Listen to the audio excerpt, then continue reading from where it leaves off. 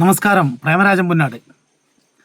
അപ്പോൾ ഇന്നലെ മുതൽ വ്യാപകമായൊരു വിഷയം കുട്ടി സഖാവിൻ്റെ ആ പേജ് മെറ്റ ബ്ലോക്ക് ചെയ്തതുമായി ബന്ധപ്പെട്ടിട്ടാണ്. മെറ്റ നീക്കം ചെയ്തത്. അപ്പോൾ മെറ്റ അത് നീക്കം ചെയ്തതോടുകൂടി എന്ത് സംഭവിച്ചു? മുഴുവൻ സൈബർ ഹാൻഡിലുകളും അത് ഏറ്റെടുത്തു നടന്നു. അതുകൊണ്ട് എന്ത് സംഭവിച്ചു? ആർക്ക് നഷ്ടം വന്നു? മെറ്റയ്ക്ക് ലാഭമുണ്ടായി, ഗൂഗിളിന് ലാഭമുണ്ടായി, ഫേസ്ബുക്കും പോലെ ഇൻസ്റ്റാഗ്രാം പോലുള്ള കമ്പനികൾക്ക് കുറേ കൂടി. കാരണം അത് 2 മില്യൺ ആളെ കണ്ടിട്ടുള്ളൂ. ഇപ്പോൾ പിന്നെ 10 മടങ്ങ് മില്യൺ ആളുകൾ കാണുമ്പോൾ ഇതിൻ്റെ ഗുണം അവർക്കേ ഉള്ളൂ. അല്ലാണ്ട് അവർക്ക് ഈ പ്രത്യേകിച്ച് നഷ്ടമൊന്നും സംഭവിക്കാൻ പോകുന്നതിന് നഷ്ടം സംഭവിച്ചിട്ടില്ല. ഇത് പറയാൻ കാരണം, ഇന്ന് രാവിലെ പുതിയ വീഡിയോ ബാലസംഘത്തിൻ്റെ പേരിൽ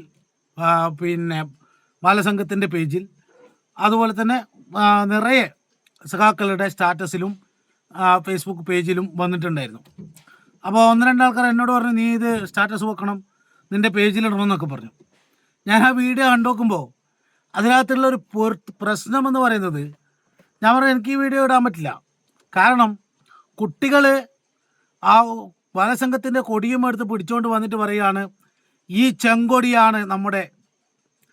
ചെങ്കൊടിയാണ് കരുത്ത്, നമ്മൾ സഖാവാണ്, ഈ ചെങ്കൊടിയാണ് ഇതാണ് നമ്മുടെ പാർട്ടി ഓഫീസ്. കുട്ടികളുടെ കയ്യിൽ നിൽക്കുന്നത് ശുഭ്രപതാകയാണ്. കുട്ടികളുടെ കയ്യിൽ കൊടുത്തത് ശുഭ്രപതാകയാണ്. ആ ശുഭ്രപതാകയും പിടിച്ചിട്ട് കുട്ടികളോട് പറയാണ് ചെങ്കൊടിയാണ് എന്ന്. അത് തന്നെയാണ് ഈ പ്രശ്നം തേച്ചു. അത് തന്നെയാണ് ഇപ്പോഴത്തെ പ്രശ്നം. ഇപ്പോൾ പകലാണ് എന്ന് പറഞ്ഞാലല്ല, രാത്രിയാണെന്ന് പറഞ്ഞു കൊടുക്കുന്ന ഈ തെറ്റായ പഠിപ്പിക്കൽ. ആ കുട്ടികളുടെ കയ്യിൽ ചെങ്കൊടി കൊടുത്തിട്ട് ചെങ്കൊടി നെഞ്ചിലാണ് അല്ലെങ്കിൽ ചെങ്കൊടി കഴുത്തിലാണ് എന്നൊക്കെ പറയുമായിരുന്നെങ്കിൽ നമുക്ക് കേൾക്കാമായിരുന്നു. പക്ഷെ ആ കുട്ടികളെ പറ്റിക്കുകയാണ് ശരിക്കും ചെയ്യുന്നത്.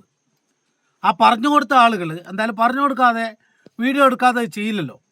പറഞ്ഞു കൊടുത്ത ആളുകൾ ശുഭ്രപതാകയെക്കുറിച്ചും അതുപോലെ തന്നെ ചെമ്പതാകയെക്കുറിച്ചും രണ്ടാണെന്ന് പറഞ്ഞു കൊടുത്തിട്ടില്ല. ഈ കുട്ടികളെ ഇപ്പോഴേ ഇങ്ങനെ പഠിപ്പിച്ചു കൊടുത്തു കഴിഞ്ഞാൽ അത് തന്നെയാണ് ഇപ്പോൾ ഇത് ഇങ്ങനെയാവാൻ കാരണം. അതുമായി ബന്ധപ്പെട്ടിട്ട് ഒരു വീഡിയോ ഞാൻ ചെയ്യാം. എന്തുകൊണ്ടാണ് കുട്ടികളിൽ ഇത് ശരിക്കും കുട്ടികളിൽ കൃത്യമായ സംഘടനാ ബോധം ഉണ്ടാക്കണം, സംഘടനാ ബോധം വളർത്തി കൊണ്ടുവരണം. അതിനാണ് ബാലസംഘം, SFI, അതുപോലെ തന്നെ DYFI ഇതൊക്കെ പാർട്ടിയിലേക്ക് ആളെ ആകർഷിക്കാൻ ഇതിൻ്റെയൊക്കെ മൂലധനം പാർട്ടിയാണ്. കർഷക സംഘമായാലും കർഷക തൊഴിലാളിയായാലും CIT ആയാലും. അപ്പോൾ അങ്ങനെ വരുമ്പോൾ എന്താണ് ഇത് ഈ ചുവന്ന ഷർട്ട് എന്ന് ഞാൻ പറഞ്ഞാൽ ഇത് ചുവന്ന ഷർട്ടാണ് എന്ന് പറഞ്ഞാൽ, അല്ലെങ്കിൽ ഞാനൊരു വെള്ള തുണി കഷ്ണം എടുത്തിട്ട് ഇത് ചുവപ്പാണ് എന്ന് പറയുന്നതിൽ, ഉപ്പ് കടലാസിലിട്ടിട്ട് നക്കിയാൽ പഞ്ചസാര എന്ന് പറഞ്ഞാൽ പഞ്ചസാര ആവുമല്ലോ.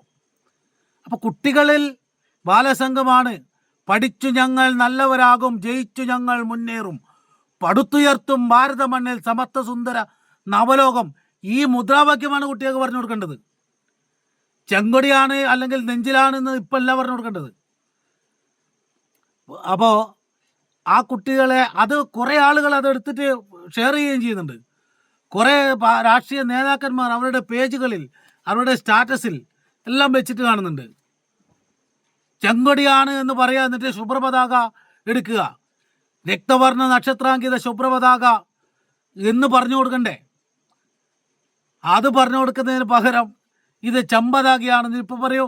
നിങ്ങൾ നീ ഒരു കുറവ് കണ്ടെത്തിയ കുറവ് തന്നെയാണ് സഖാക്കളെ, കുറവ് തന്നെയാണ്. ഇന്നലെ മുതൽ നിങ്ങൾ അത് ഭയങ്കരമായിട്ട് ആഘോഷിക്കുന്നുണ്ട്. മെറ്റ അത് ബാൻ ചെയ്തിട്ടുണ്ട്. കാരണം അവരുടേതായ പ്രശ്നങ്ങളുണ്ടാവും. പക്ഷെ അത് റിപ്പോർട്ടർ ചാനൽ അതെടുത്തിട്ട് കൊണ്ട് നടക്കുമ്പോൾ കൈരളി ചാനലിനേക്കാൾ കൂടുതൽ റിപ്പോർട്ടർ ചാനലാണ് ഇപ്പോൾ പാർട്ടി അത് ഏറ്റെടുത്ത പോലെയാണ് ഇപ്പോൾ റിപ്പോർട്ടർ ചാനലിൻ്റെ ഇത് കാണുന്നത്. അപ്പോൾ അതിനനുസൃതമായിട്ട് അവർക്ക് മെറ്റയോടും ഭരണത്തോടും ഒക്കെ പ്രശ്നമുള്ളതുകൊണ്ട് അതാണ് ശരിയെന്നുള്ള നിലയിലേക്ക് കൊണ്ടുവരുന്നത്. അത് ഈ പറയുന്ന കുട്ടികളെ പറ്റിക്കലാണ്.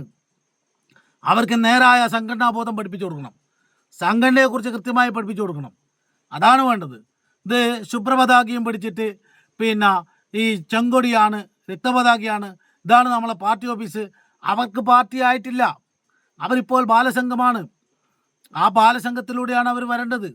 ഇനി അവർ രാഷ്ട്രീയത്തിലേക്ക് വന്നോട്ടെ. എൻ്റെ മോൻ രാഷ്ട്രീയത്തിൽ പോകുന്നുണ്ട്. പക്ഷെ എൻ്റെ മോനെ ചെങ്കൊടി കൊടുക്കുമ്പോൾ ഇത് ചെങ്കൊടിയാണെന്നും ശുഭ്രപതാക കൊടുക്കുമ്പോൾ ഇത് ശുഭ്രപതാകയാണെന്നും കൃത്യമായി പറഞ്ഞു കൊടുക്കണം. അത് ഞാനും പറഞ്ഞു കൊടുക്കണം, അതുപോലെ നിങ്ങളും പറഞ്ഞു കൊടുക്കണം. ആ വീഡിയോ ഷൂട്ട് ചെയ്തവരും അത് പ്രചരിപ്പിച്ചവരും അത് പറഞ്ഞു കൊടുക്കേണ്ടതായിരുന്നു.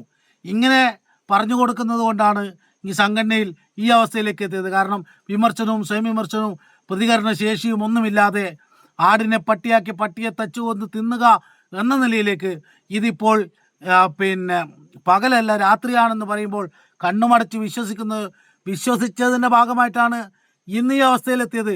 ഈ ബംഗാളും ത്രിപുരയും ഇങ്ങനെയായത്. അപ്പോൾ ഇത് തിരുത്തപ്പെടേണ്ടതാണ്.